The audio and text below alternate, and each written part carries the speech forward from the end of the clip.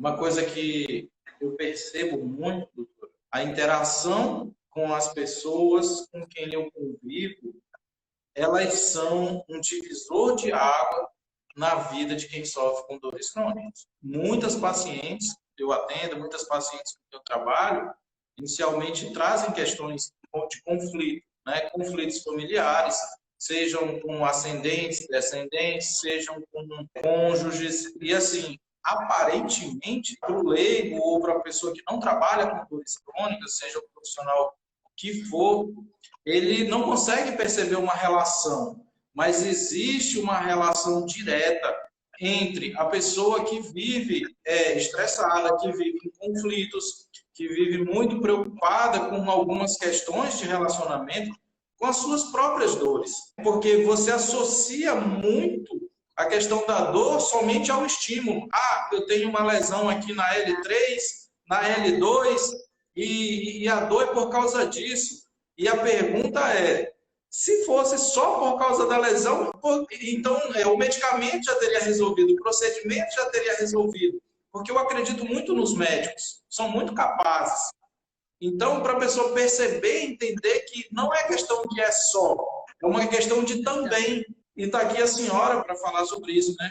Muitas vezes pode existir, e isso eu vejo muito na literatura de dores crônicas e já me deparei com situações práticas. Muitas vezes existe uma lesão onde a percepção de dor ela é muito pequena. Existe a lesão, inclusive, a pessoa tem uma pequena lesão e não tem uma percepção de dor significativa. E existe a situação totalmente inversa. Não há no exame de imagem ali uma lesão que possa ser vista, não há um ferimento, vamos dizer, numa linguagem mais que justifique aquela situação de dor tão exacerbada. E aí vem a questão, né, da modulação da dor, vem a questão da catastrofização da dor, vem a questão de como esse indivíduo lida com essa dor.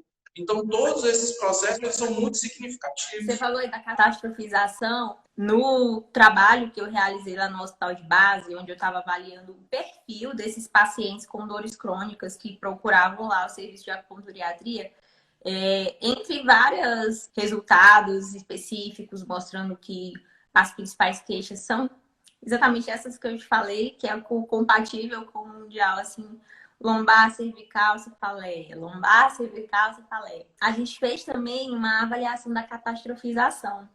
Foi realizado um questionário, aplicado um questionário, né, no início do tratamento, onde a maioria dos pacientes foram 449 pacientes avaliados. A grande maioria desses pacientes teve aí uma catastrofização 4-5, que é a nota 5 seria a nota máxima, né? E aí, depois de 2 meses de tratamento, realizando acupuntura, alguns desses pacientes estavam em acompanhamento com a clínica de dor, realizando bloqueios também, infiltrações.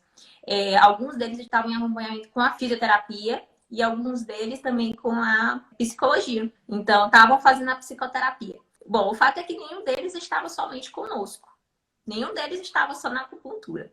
Todos eles estavam fazendo o acompanhamento com outros profissionais, que não somente o grupo de médicos para o controle da dor. E a gente teve uma redução de 50%. O que era 4, 5, baixou aí para 2. Então, a catastrofização. Então, assim, um trabalho conjunto que foi feito, indo lá no foco da dor, sim, mas trabalhando a percepção do indivíduo em relação ao corpo dele, em relação ao que estava acontecendo, em relação à dor. E associado a uma redução de 50% dessa catastrofização, a gente teve uma melhora de 50% na dor. Olha que coisa fantástica, né? A dor que era 7, caiu para 3. A dor que era 10, caiu para 4.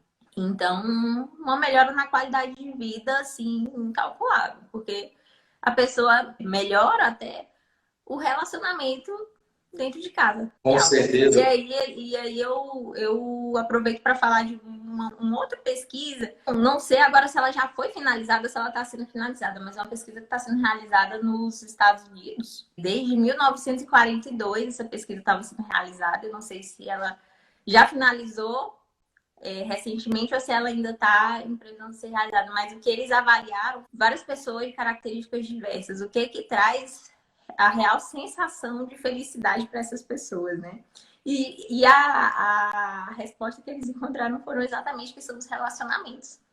Então, daí você pensa que se isso que você acabou de falar, né? Se os relacionamentos dentro de casa não estão saudáveis, então a gente partiria do princípio, né? Assim, pegando a informação assim por tabela, que isso vai trazer uma infelicidade muito grande e um comprometimento da vida como um todo, né? E da saúde mental desse indivíduo, que compromete a saúde física e por aí vai. Eu costumo dizer que essa questão da dor crônica, de tanto a gente trabalhar, a gente começa a ter algumas percepções que muitas vezes o livro não traz, a literatura não traz, que está muito relacionado com a nossa rotina, né? E eu percebo muito que essa retroalimentação desses processos, dor, estresse, conflito familiar, mais dor, mais estresse, mais conflito familiar. Ou no trabalho, você depende para cada pessoa. E às vezes a pessoa sozinha, ela não consegue.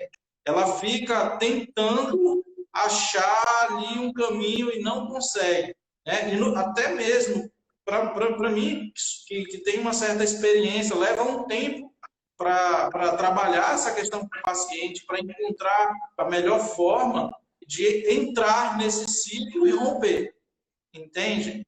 Mas, assim, é preciso as pessoas entenderem que isso acontece. Os teus relacionamentos, a forma como você lida com o mundo, a forma como você lida com os teus familiares, com o seu cônjuge, ele influencia no teu bem-estar.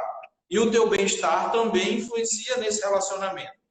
E é compreensível, porque uma pessoa com dor, ela não está sorrindo o tempo todo, ela não está disposta o tempo todo. Muitas vezes, para algumas pessoas, elas têm comportamento de se retrair, outras pessoas ficam mais agressivas, e aí vem aquela situação de que minha família não entende. Então, como perceber isso de forma mais técnica? Como lidar com isso? Será que realmente é a minha família que não me entende ou eu também não estou conseguindo interagir da melhor forma possível, explicar da melhor forma possível, me posicionar, às vezes, porque, veja, o processo de adoecimento, ele não atinge só o indivíduo que sente a dor. Ele atinge o filho, a filha, atinge a mãe, atinge o pai, atinge o esposo, atinge a esposa, porque quando você entra num processo de adoecimento, principalmente com uma dor crônica, seja ela de fibromialgia ou não, a tua vida muda.